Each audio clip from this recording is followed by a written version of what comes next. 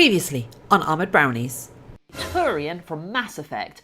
Primarily this is going to be Vetra. We need to think logically about this and actually do it in multiple pieces. That is part one of our full head Turian prosthetic appliance. And now, back to our project. And we skip past the rest of the mold making. We have our big block of plaster. I've already put a couple of layers worth of latex in there. So we're going to demold our first copy of this. It's in a really dark grey latex because it's just what I happen to have laying around. And also the first pull from a mold, it's almost certainly always a little bit janky because you haven't used the right proportions, you haven't used the right colour. There's still detritus, still crap in the mold that the actual media, the latex or the polyurethane will pull out. So to help it actually come out, we're going to shove some talcum powder in there,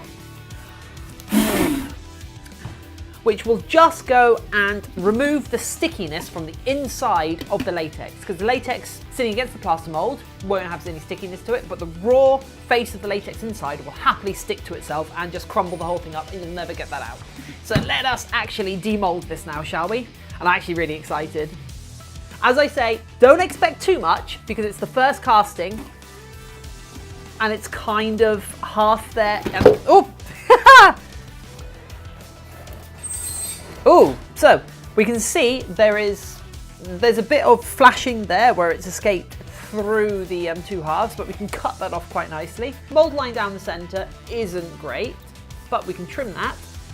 We can trim around the edges. But what we actually have, and there's lots of trimming to be done, but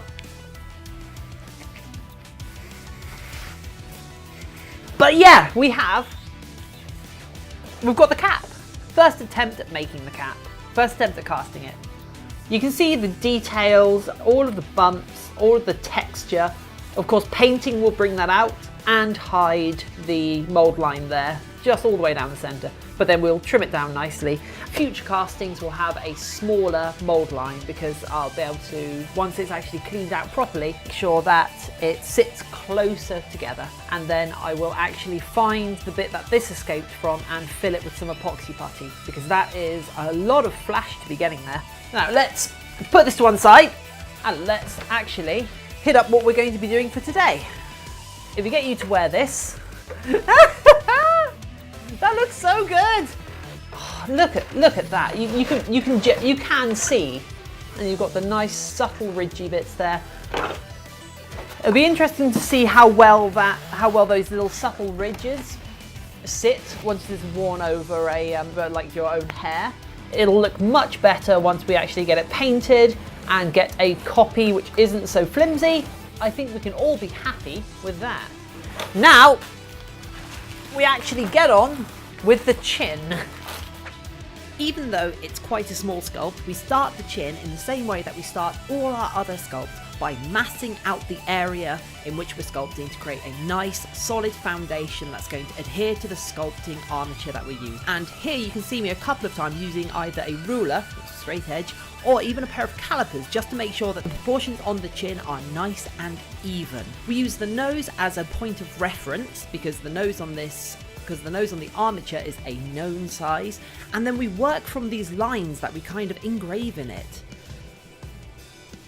Once we are happy that the actual foundations are nice and even, and we've gone over the bottom lip because we want this prosthetic to be a little bit too large so we can then trim it down, we then start to put a little bit of texture in it. I even have to lay down the entire sculpting armature a couple of times just so I can make sure that the entire thing is even from every angle, because it's very easy to spend your entire time looking at a sculpt from the exact same angle all the time and miss the right hand side if you're left-handed or left hand side if you're right-handed, because you will sculpt better with your dominant hand.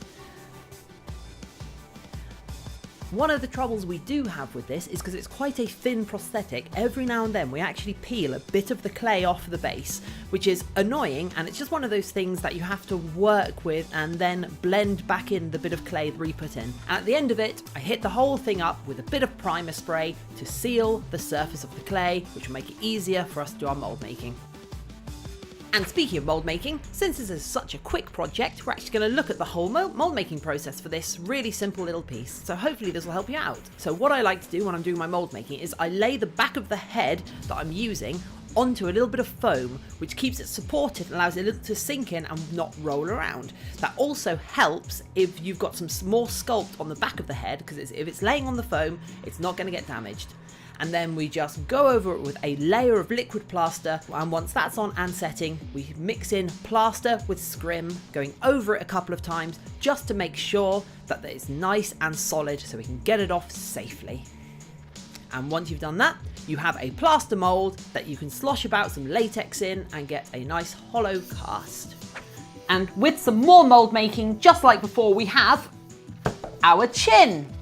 So we've got our cowl, and we've got the chin, and I have pinned them both to the sculpting head, because although we're not going to be using them for the sculpt itself, we kind of need them to get the proportions of the rest of the masking, because now we're actually doing the characterful parts, which is going to be the faceplate. And I'm afraid the faceplate will have to come in the next video. I'm very sorry for how short my latest videos have been. My computer is suffering some rather terminal hardware issues, so I can't edit particularly long or complicated videos at the moment. So we're gonna have to work off these short ones where I use 1 or 2 streams worth of footage at a time. But hopefully you'll join us to see the rest of Vetra's Sculpt next week. Thanks and goodbye.